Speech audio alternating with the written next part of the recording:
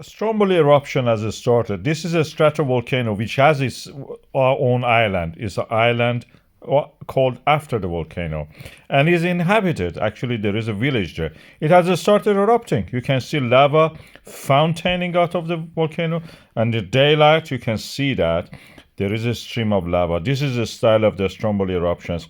Fountains of lava are not more than a few hundred meters or tens of meters, and the lava flow is not also very big. It's just continuously coming down from the downhill, sometimes some pyroclastics.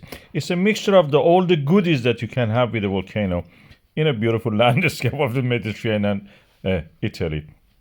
As you can see, the beautiful sea around you, and the Amalfi Coast is on the other side. Of course, the village there, you can go there and have a rest there.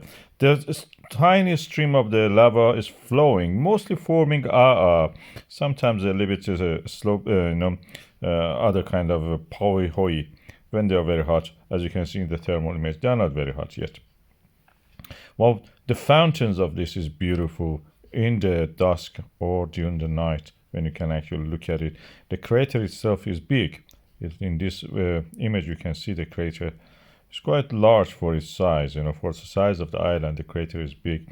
And it has pyroclastic eruption associated with these lava bombs and the lapilli coming out of these molten rocks, spewing and erupting, springing out of this volcano. As I mentioned, there is a village down there. You can see just down the image.